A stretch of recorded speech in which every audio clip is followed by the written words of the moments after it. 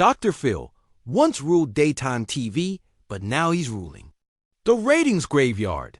Let's count down the top 10 outrageous reasons why Dr. Phil's new network went belly up. What do you think are the odds he can make himself great again? You know it's bad when even God's favorite TV network pulls the plug. TBN, the world's biggest Christian broadcaster, was supposed to be Dr. Phil's golden ticket to every living room. Instead, they left him in the TV wilderness. Was Phil's channel too hot for heaven, or just a business mess dressed up in holy packaging? In what can only be described as a full-blown cash meltdown, Dr. Phil threw $32 million of his own fortune into a money pit, hoping to patch over his network's hemorrhage. The result? A financial inferno burning through millions while viewers vanished. When all else failed, Dr. Phil called for divine intervention and unleashed a holy legal war. He launched a monster lawsuit, demanding $100 million from TBN, accusing them of tanking his network and waging a crusade against his brand. Forget talk shows. This courtroom wasn't for therapy. It was a battlefield for survival. Verdict pending, but reputations are already scorched in this infernal fight. Dr. Phil didn't just hop on the anti-woke bandwagon, he drove it, waving the family values banner at every stop and preaching like he was America's last hope to save the country. Phil preached decency, then brought on Donnie Trump as his poster child for morals and virtue. Because if you want to show off ironclad morals, who better than a reality star president famous for headline-grabbing scandals, jaw-dropping tweets, and a highlight reel of tabloid drama? Viewers saw through the moral masquerade, flipped the channel, and left the anti-woke soapbox as empty as his promise of a cable TV revival. Armed with a microphone and flanked by ICE agents, Dr. Phil's border specials promised raw, behind-the-scenes access, then aired footage of crying children and shattered families with barely a pause for their pain. His shows pushed fear-stoking claims and spotlighted enforcement, victories, but offered next to no compassion for those caught in the chaos. Critics slammed them for cashing in on misery and spinning heartbreak into TV drama. While other networks boast state-of-the-art studios, Dr. Phil's show aired from a ramshackle production truck, plagued with sparking wires and tech glitches. The result? Frequent blackouts, blurred footage, and awkward delays that frustrated and lost viewers.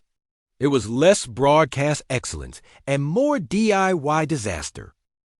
After months of chaos, Phil slashed his staff by 2/3. Nancy Grace, the queen of courtroom drama, skipped town faster than a gavel drop. Bear Grylls, survival guru famous for wrestling grizzlies, recognized the real danger was in Phil's sinking ship, so he headed back to the wild. When Dr. Phil rolled out his big tent, celebrity-studded network, Steve Harvey's name led every press release. But when the trouble hit, Steve Harvey executed a classic Family Feud maneuver. Survey says, "I'm out." Even the toughest cowboys couldn't stick around this rodeo.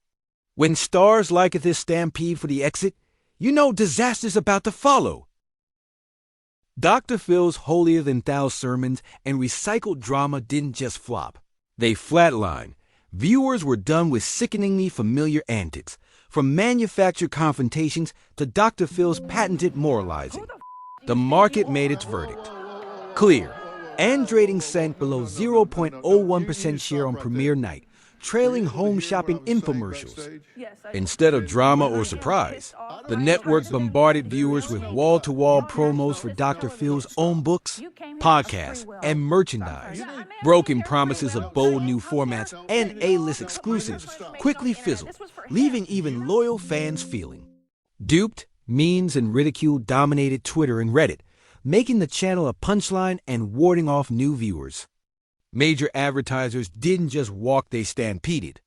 Household names like Procter & Gamble, Progressive Insurance, and Geico were all confirmed sponsors at launch, but yanked their ads within weeks as negative headlines mounted and the network veered into hot-button politics.